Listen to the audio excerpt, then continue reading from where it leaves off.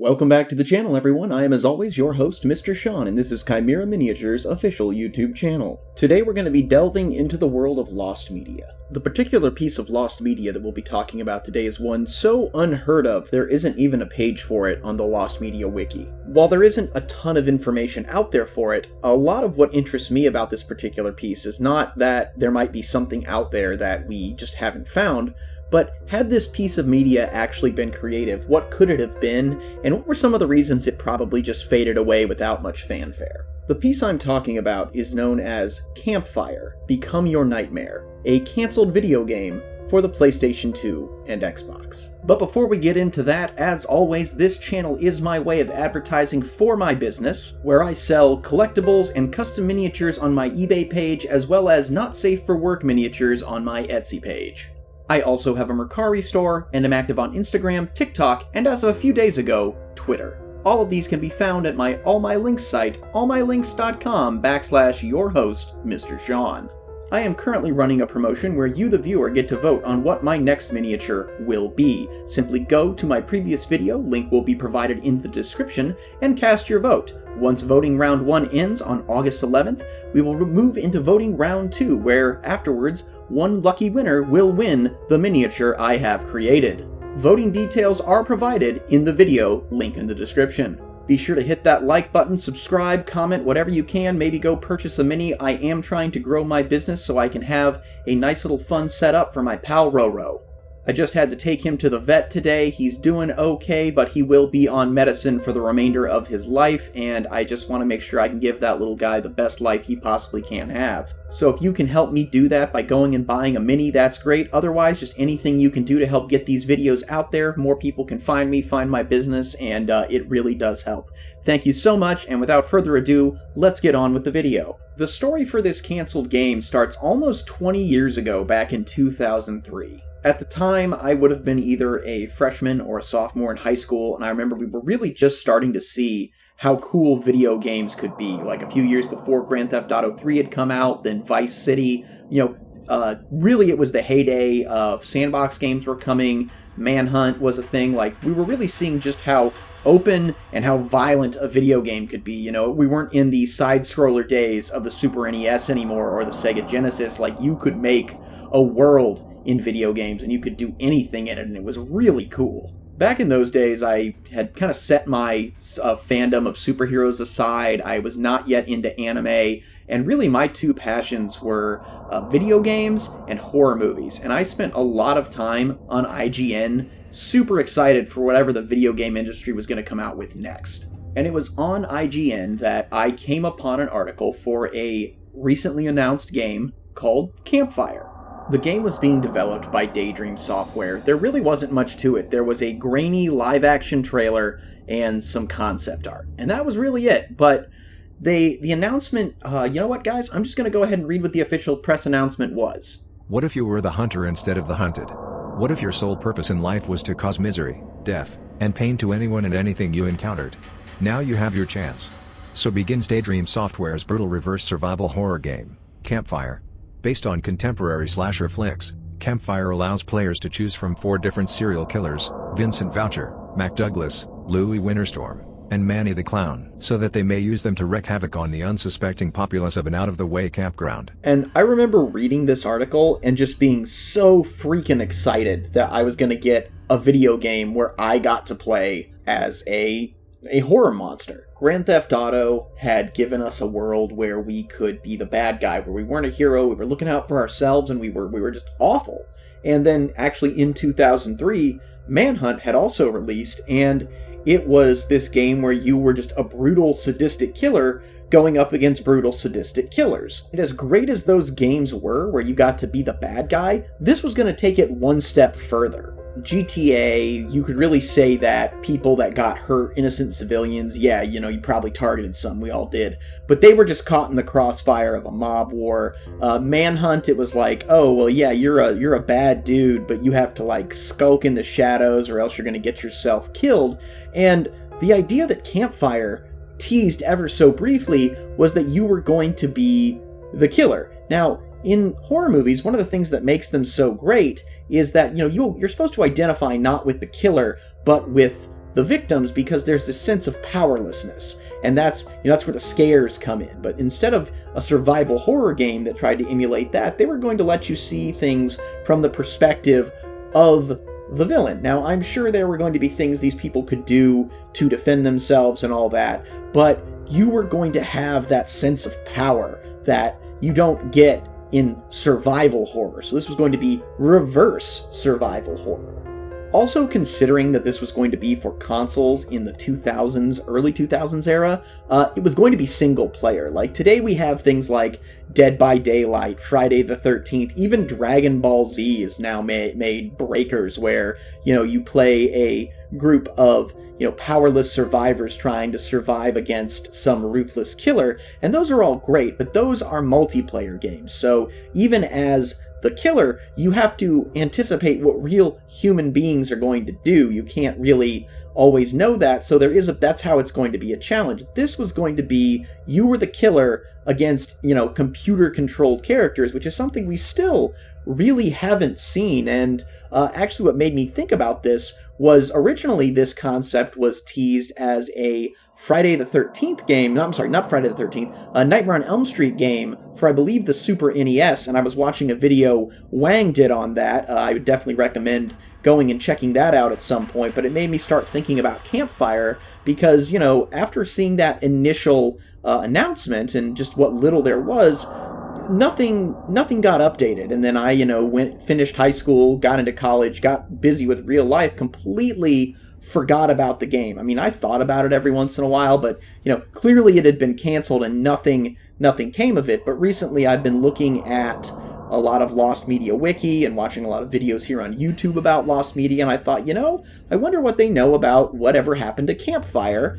And doing a little searching, I found that Campfire really didn't have any update at all until 2009. Actually, it could have been 2007. I found inconsistent information, but they both kind of confirmed the same thing, just not necessarily which year. So basically what we do know about the eventual fate of Campfire happens, we know this from two articles, one on Wikipedia, which of course take with a grain of salt, and one from a website called Softpedia. I don't really know the veracity of that one, but they both tell me something similar. So, according to Wikipedia, the game was canceled in 2004 for unknown reasons. Unseen64 said that maybe it was due to them not being able to find a publisher. However, Wikipedia also says that Daydream Software was put through liquidation in 2003 before closing in 2004, which honestly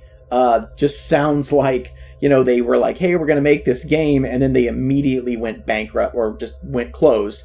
And so, of course, they wouldn't have really done much work on the game given the limited scope of time between its announcement and the company closing. While Wikipedia states that the game's rights were sold to Nordic VFX in 2009, according to the Softpedia article, which is dated 2007, it had been sold already by that time to Nordic VFX, and they hoped to have a release in time for Halloween of 2009. And so the thing with this article was that it stated that it was no longer going to be just a single-player experience, that it was going to have online multiplayer, and that they said they were going to use the original concept as a building block for the great gaming experience it had been envisioned to be. And so I think under this company, it was going to probably end up being something more akin to Dead by Daylight or the new Friday the 13th game. I don't think it was going to be what I originally envisioned it as. It was going to be more like something that we have since seen. Now, unfortunately, that was the last update anybody ever got on the game, and it is assumed that it has just long since been canceled. And while that's pretty much the end of the story as to whatever happened with this game, because we never saw anything of it, and I don't know if there ever even was any actual work done on it. It seems like the initial concept of it was just kind of announced, and then its original company closed, and then, after many years, it was sold to somebody else, and then they never gave us any updates, so for one reason or another, they probably never even really started working on it beyond just the pure concept phase. And while that's where the historical story of this game ends, what I want to start talking about now is kind of what this could have been and why it probably wasn't.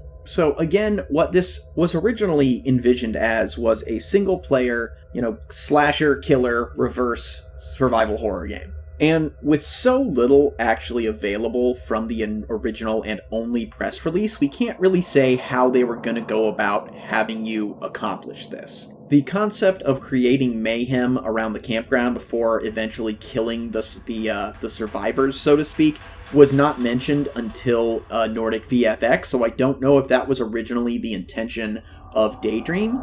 If that was the case, then it would probably be likened to some darker version of the game we eventually got called Naughty Bear. You might even be able to go so far as to say it would just be a more violent version of Burger King's Sneak King.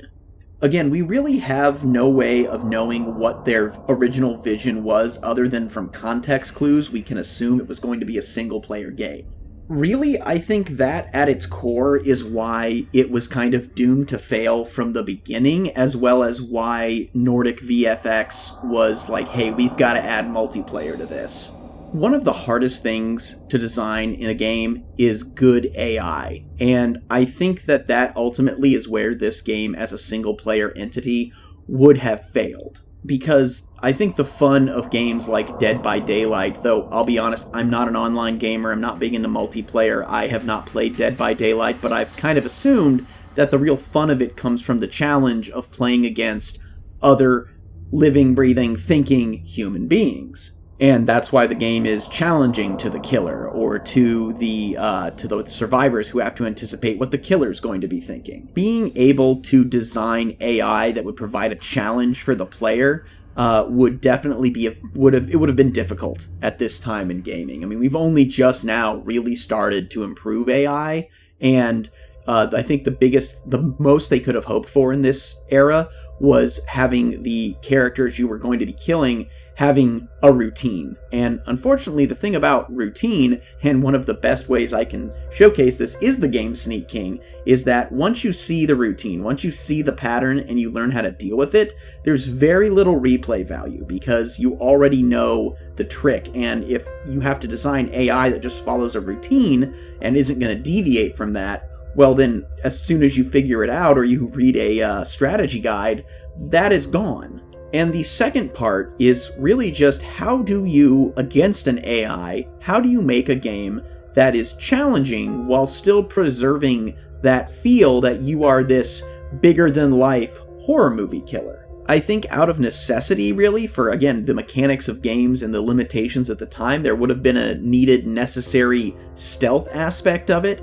And the thing that's the problem with that and stealth in games is stealth kind of gives you this feeling of being powerless. Like, you can't be caught because you aren't going to have a real way to defend yourself, or if you do, it's going to be substantially harder for you to defend yourself if they see you, and that kind of ruins the mood of what this would be. Like, sure, horror killers like to, hide in the shadows through the first part of the movie to build the suspense, but then there's inevitably the scene where that person finds the killer and they're just running and screaming through the woods while the killer chases after them. And while if you did it right, I suppose you could have like a stealth mechanic that builds like a suspensometer until you max it out and then you're full power and you can reveal yourself to the one surviving person. But again, that's something that's just really hard to do in a single player game with the limitations of gaming, not only back then, but even now.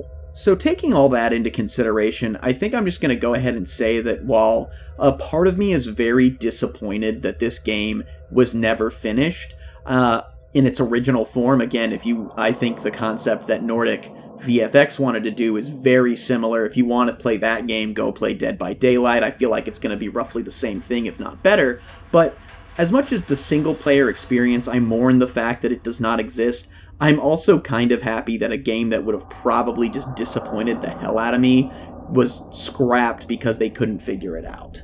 So I think the most fitting way to end this video, rather than my normal outro, alpha great day and an even beta tomorrow, I think I just want you and I to sit here and watch that trailer in its entirety and kind of dream about what could have been but sadly probably wouldn't have been, and ultimately was not.